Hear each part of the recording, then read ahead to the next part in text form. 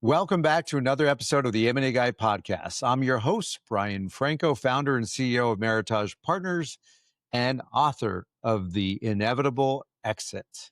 Today's podcast is titled Beyond the Capital, What the Right Partner Really Brings to the Table. And on this episode with me is Carter Looney. Carter is a managing director at MML Capital Partners. We've started collaborating on projects this year and working to collaborate more and more. But at MML Capital, he has worked on a variety of projects. So I'm going to tune in to Carter. I want you as the audience to listen in and hear more about his work, his experience, successes, and what to look out for out there in the world. But Carter, great to have you on the podcast. Appreciate you spending time with us. Yeah, thanks for having me, Brian.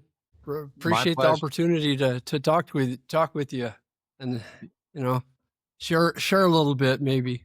Exactly. We'll give as many nuggets of information as we can.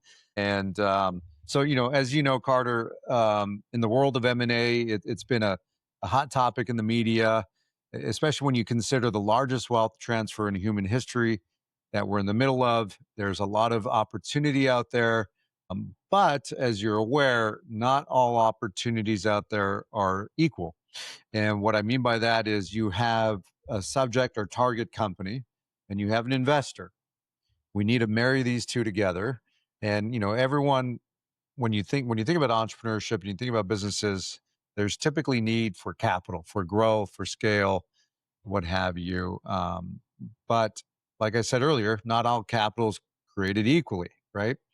So when you explore opportunities, when you make investments, when you are working side by side and shoulder to shoulder with owners, what have you discovered what makes businesses truly investable in today's landscape?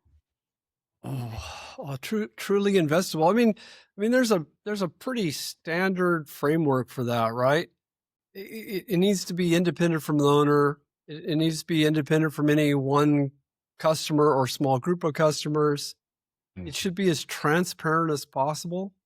Those are probably the three biggest things. Transparent, maybe you have to explain a little bit more because being in the industry, yeah, you understand. But look, I mean, when somebody invests in a company, or even if somebody loans money to a company, it's a similar thing. They want to manage their risk, right? And it doesn't mean that there doesn't have to be any risk. It's that they want to be able to manage it. They want to be able to understand it and then quantify it. What's my risk going to be, right? Yeah. And that's usually plannable or predictable recurring cash flow, right? And that comes from having systems. And even if it sounds boring, especially for those of us who have been entrepreneurs for a long time, it's just necessary because that's what's going to give you the most value. If they can understand there's a plan, this is how capital, this is the business model, this is how it recurs, there's a system for doing this, and there's a system for checking and making sure if it's getting out of whack, that's going to work, that's worth gazillions. And that's actually what the biggest value drivers, other than having a good business model and so basic, is out there. That's what investors are looking for.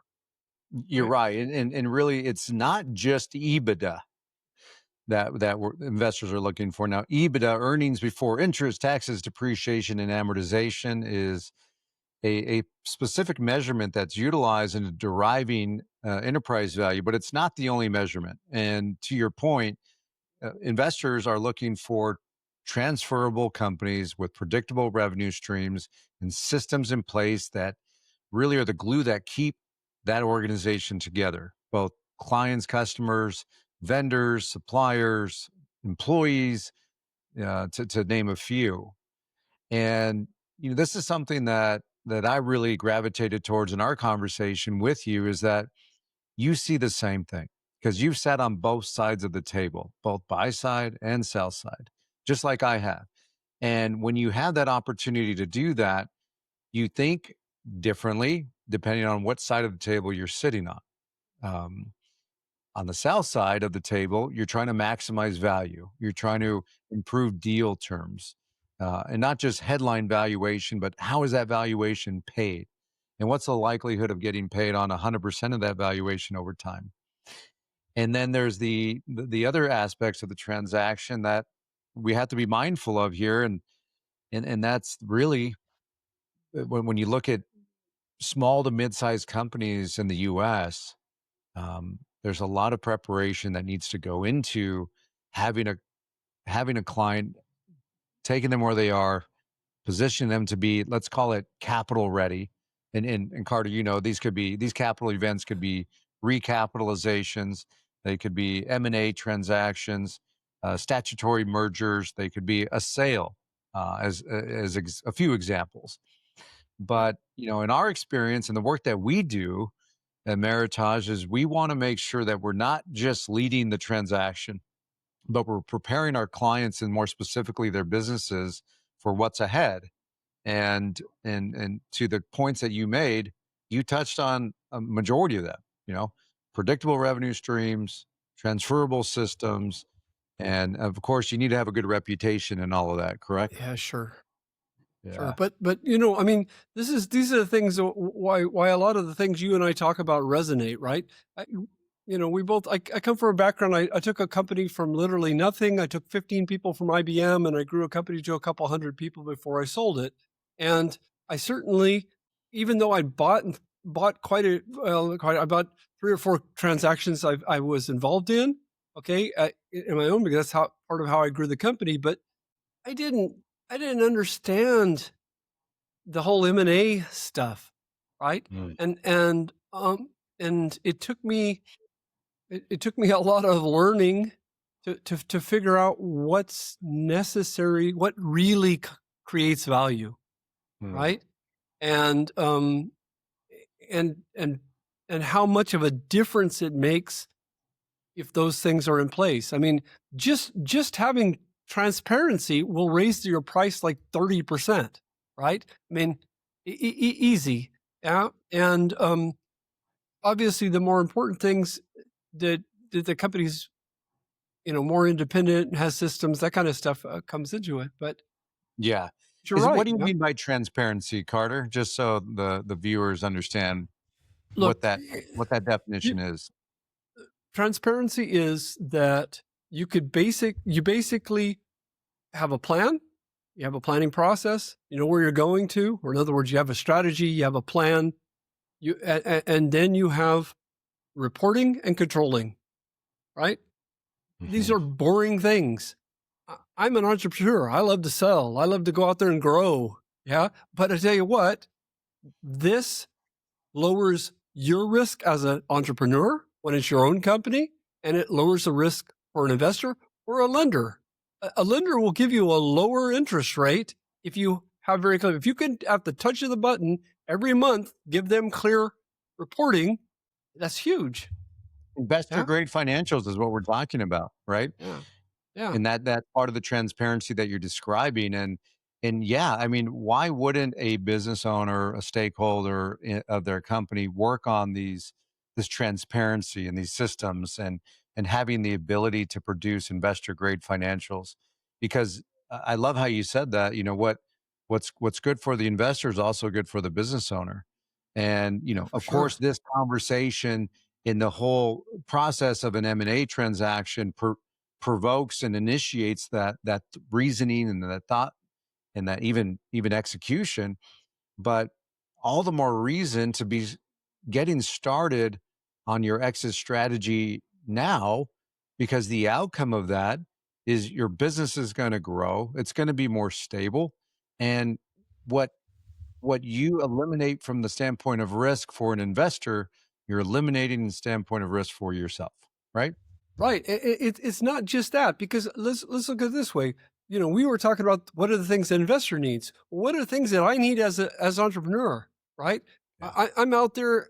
I'm out there. I mean, especially those of us that started from early on, right? We out there. We probably have our fingers in way too many pies. Okay, we Yeah. don't have any time. We don't get to see our kids. We too many things. Even companies that are larger, they're like that. Okay, by putting these kind of things in place, it helps us too. Yeah, it makes it makes our lives easier. And the biggest thing about putting these things in place, it lets us choose when and how we want to exit. Okay. We make a company independent from ourselves, and it lets us choose. It lets us decide on our own terms how we want to exit. That's Okay. And right. it could be That's that we exit without selling the company, right? That's right. also a possibility. Okay. But Yes. just as you very well pointed out in in in your book, right? It's gonna Yes. happen. Yeah. Yes. Okay. One way or Yeah. the other. Yeah. Yes. It's inevitable, as we say here. And Yeah. here we go. Inevitable exit, right? So it is Yeah. inevitable. Huh. And we've been in situations where we've executed on an exit strategy plan. We executed on the M&A strategy. We took it to a successful closing. We elevated valuations, improved deal terms in the process. And those are big success stories. Now, we've also been involved in transactions where there was no preparation or little preparation. There's death, there's divorce, there's burnout, there's all sorts of human influenced elements that can impact these transactions. And the more time we have, the better. If we have a 6 month window, it's just more intense. If we have a year window, we can amortize that workload over a longer period of time and have the opportunity to see the benefit and the fruit of that work. But Yeah. we touched on a lot of great points, Carter. I want to shift over to the right capital partner. You've built a company, you've sold it, you've helped other clients of yours prepare for their exits. Yep. Now, here's a question for you. So, as a founder, right? And let's say, how does the founder experience change when you're working with the right capital partner as opposed to a wrong capital partner? And maybe you could give us some anecdotal stories of what have you found as the right capital partner and perhaps the wrong capital partner. Yeah. I mean, unfortunately, it's very subjective, right? There's some business owners that get to a point and they realize that they just want out. I mean, there's business owners Burnout. that have, yeah, exactly. Or it's not just that they're earning enough that the money they're earning isn't, they're not dependent on it anymore, whether they stop or not. And some of them, I've actually talked with people that have had more than 1 million in EBITDA, right? More than 1 million in cash flow a year, and they just close their company. They, Mhm. they close it because they say, "Man, I don't want to go through the hassle of selling my company." Right? That's what they've said. It's right. And the point of it is that's the value that we bring in these things, right? Absolutely. Okay. Absolutely. Yeah. Okay. Well, the We reality help is them get those that to the thing. Yeah.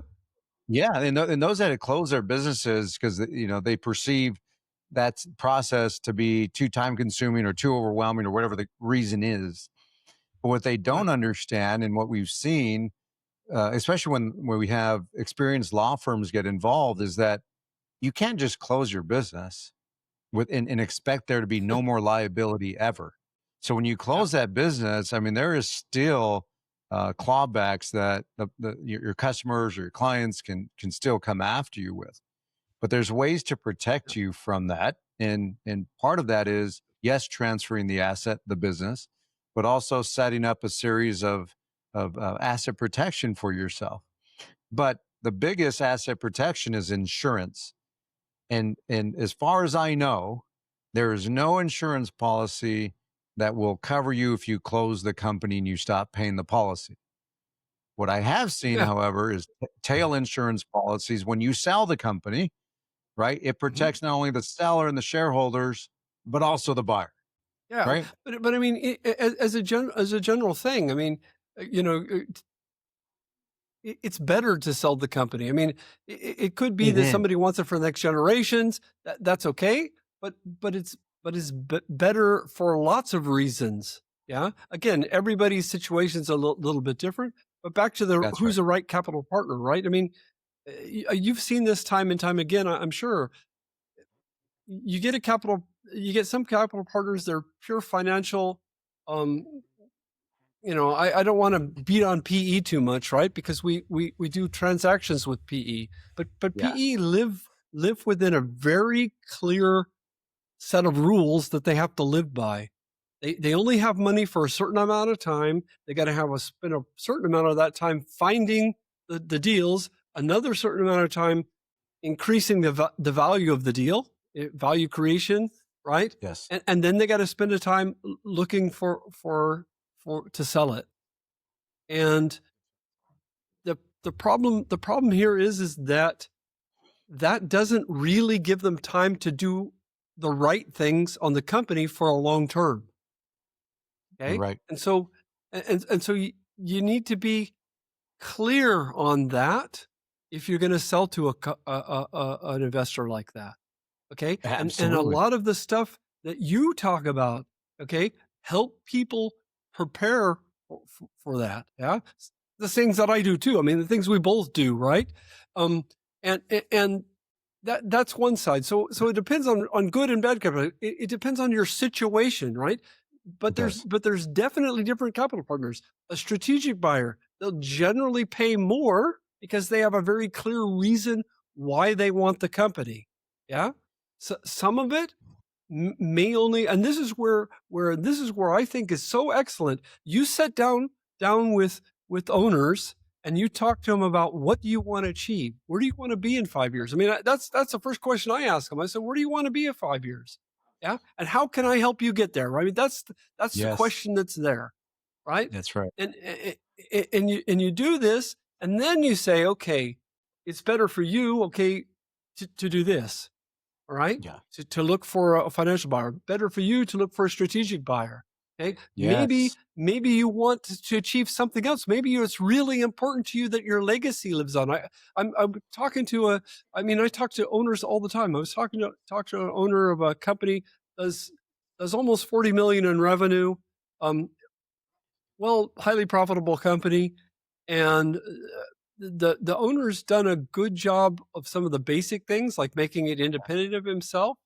But Yes. most important for him is that his company keeps going. He has a legacy, something he built, right? He told me, look, I said, what are the things that are the most important for you? Let's talk about these things. What are the things that you worry about when you think about a sale? Yeah. And he's like, well, you know what? I'm worried about somebody's going to come in and they're going to try to make my employees be the most efficient thing, and they're going to hate it. They're going to hate to work here. I still got to see these people. I live in a small town here. Yeah. All right. Yeah. Yes. It's a reality. Well, And you touched on two yeah, good go ahead. points, a Yeah. financial buyer and a strategic buyer. And Right. these are two flavors of capital partners that we commonly come across. And, Sure. case study we've been working on is a client who's at retirement age. They have a couple years, 2 to 3, until they fully transition into retirement. But we discovered quickly that that time frame is necessary to transfer this business appropriately.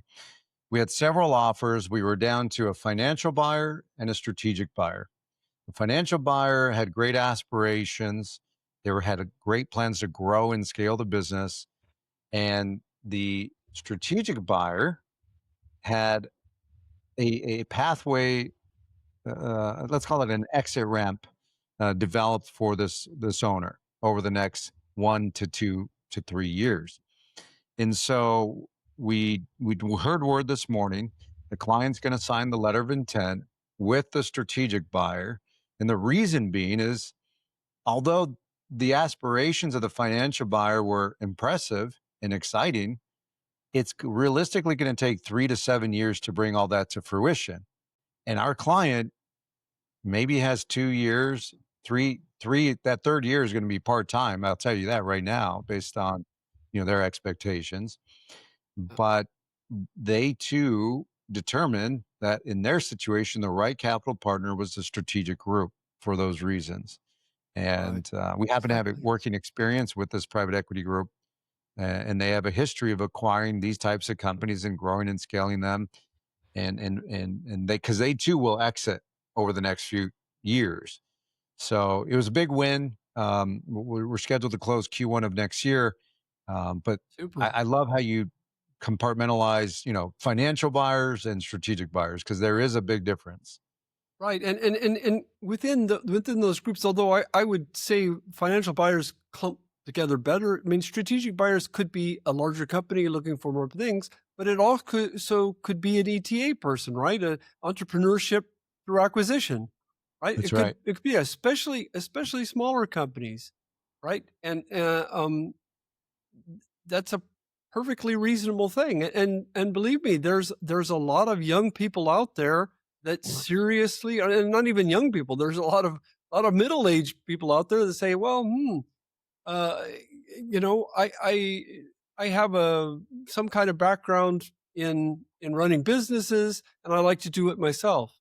Okay, I Hmm. need somebody that's going to coach me, but I'm going to be there just like the owner. And this is some things what the owner looks for. Hey, this is somebody who's going to love that company just like I love it.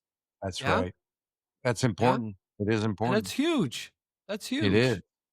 Yeah. So, Carter, I want to roll into another segment here and ask you a question. But when you think about founders, what don't they understand about capital raising? What don't they understand about exit process that ultimately hurts them the most? Okay. One thing that the biggest thing I think they don't understand is this. I beat this too much, maybe, but this whole thing of transparency, right? Mm. It's not just that. Those few things that we've talked about up till now, the amount that you have to invest for an external like us, yeah, to manage that for you, okay, for what you get out of it, there's no comparison, right? I mean, Mhm. there's absolutely no comparison. I mean, I can think of companies where I'll give you an example. It took me 4 years of development, yeah, which is actually Okay. longer than usual. Usually 18 to 24 months is more normal for the things I do. I'm not exactly sure the projects you do. I usually focus on 2 to 4 million EBITDA, that range, and it and depending what they want to do. But it took 4 years to do it. Company was 20 years old, was really good with it, and actually had at the time almost 500 employees. Um, but but they we were able to take we did a study at the beginning. A study, in other words, we did something like an equity finance round, right? Okay. Okay, where Okay. we put it out in the market so that we could get a valuation for the company, what the market's willing to pay. This is one of the biggest things that people don't understand. A company's worth what the market's willing to pay for it. There's Mhm. different types of buyers that are willing to pay more for the same company. That's That's right. this other thing, but also that the investment you make to get people to make the thing interesting for buyers, and I don't Hmm. mean tricks. I mean very simple things is well worth it. I mean, where I was getting at with this company, we started out and the market gave it a valuation of 18 million. All right. Okay. 4 years later, okay, we sold it for 88 million. Okay. And that wasn't because it was a super genius thing that we did and we did some trick when we run the lottery. No, we did basic things that made it transparent for the buyer what the value of the company was. And we spoke to a buyer that was looking for those things. That's right. Yeah. That's right. Yeah. And that transparency really comes down to and is related to the burden of proof lies on the sell side of the table, right? If you're selling a company, you are expected to be transparent and produce documentation and reports and studies on your business, both financial and non-financial. And so I think that's a great highlight point of, the number one mistake founders make when approaching private equity is that not all private equity is equal, right? And there are groups that are willing to pay more, but I would even argue, and you said this, not argue with you, but argue in the sense that you can still access a higher valuation in your company with what you and I call fundamental simple things Right. It's because we know those things. We know how to underwrite a transaction. We understand what guidelines those investors are allowed to deploy that capital based upon their relationships with their LPs and their debt providers, debt and equity. And so ultimately, what does that mean? Well, to those listening into this episode, that means is you need to learn how to prepare and build your company for an ultimate and inevitable exit. But that really comes down to the simple fact of, can you empower the market to pay you more? Carter, you just gave us a great example. 18 to 88 million, I think the numbers were, that Yep. this valuation evolved from, started at and evolved to. And that is not a function of, I mean, yes, to you and I, you went in there and you did fundamental things, but ultimately, what did you do? You helped build the company and it evolved the company so that to a capital partner, to a private equity group, you enable them to say, yes, I will pay 88 million. Whereas before, what that company didn't have wasn't allowing the market to respond with anything greater than an $18 million offer. Yeah. Yeah, exactly it. I mean, again, it's not rocket science, but it has to be done, It right? does. Yeah, It does. yeah, but it has to be done, and that's I really think that that's probably probably the biggest you say mistake or whatever. But it's just that, look, I mean, I know it for me as a business owner. I wasn't in the business of selling companies. I didn't know what the thing is. The thing is that I always talk to the business owners because a lot of them tell you, ask them, what do you want to achieve, and then they tell you some price. And to be honest with you, it's almost always way too much. Yeah. That's right. Okay. That's And yeah. it's just almost always, and that's, and the question, but it's not unachievable. You just got to Yeah. do a few things to get there, right? I mean, some Y- companies, if it's not achievable, then you got to tell them, look, if you want to achieve it, you're going to need to do this and this and this, and it may be that you need to add a company to it. A good example, I have another company I'm working with. They have a real high customer concentration. So the first thing that we're going to do is we're going to buy another company that will spread their customers out, yeah. right? And it may not be the exact same thing they do, but it'll be in the same space so that, again, it lowers the risk, right? And and That's right. and a little bit more, a little bit. It doesn't even have to be, the same size or anything. It'd be, say to go from 2 million to 3 million in EBITDA makes a Yes. huge difference. Obviously, if we go over five, it makes even much more of a difference, right? Right. But you That's can right. do things like that. And and yeah, it's not something that they understand or even make sense. In fact, I had a business owner stand to me and says, "Oh, you I don't you just look at it like it's a cash creating machine." And I'm like, think about this. It's a business, right? Yeah. Yeah. Okay. Yeah. But that was the first time I really understood that I reflected also on myself, but that they think about it different than that. They think They about, do. look at, this is my legacy that I built here, right? It is a paradigm shift for them. Yeah. Carter, this was a really good session together. I want to leave some parting advice for those tuned in with us. But what's one piece of parting advice that you would give to a founder who is entertaining an exit over the next 3 years? I would tell them to understand what he wants to achieve and then find the people that can help him achieve that. Because he may be Love it. excellent in his company, but he's not going to be excellent at selling companies. That's what I would Yeah, advise him. Yeah. great Reflect, advice. understand what he really wants to achieve, and then find those people to get it done. So reflect on those expectations, set those expectations, and then put a team together to execute a strategy that will achieve those expectations. I think that's brilliant parting advice. Carter, thank you so much for being on this podcast episode with us. Love working with you. Love your Same approach here. and how you look at opportunities. And I'm not surprised that we're working together here. So looking forward to the future here. Thanks for being on, though. Yeah, super. Thank you very much. Thank you, Carter. And Carter, if you're interested in connecting with Carter, we'll have some show notes in here for you. Carter, how best can folks reach you? Is it LinkedIn? Is it a website? What do you LinkedIn will be suggest? the best way for me. Yeah. Carter Looney on LinkedIn. You'll see him there. And Yeah. In if you're fact, watching this podcast, it'll be B Carter Looney because my parents were Looney. So yeah, yes, I hear the whole family's all Looney. that's it. All of us are. Yeah. Yeah. I love it. I love it. Yeah. Well, Carter, all jokes aside, I think you're a brilliant man and Thank you, appreciate you being sir. on. If you're a founder sitting on something valuable but chaotic, let's clean it up, capitalize it, and get you the freedom you actually built it for. So I encourage you to grab a copy of the Inevitable Exit book.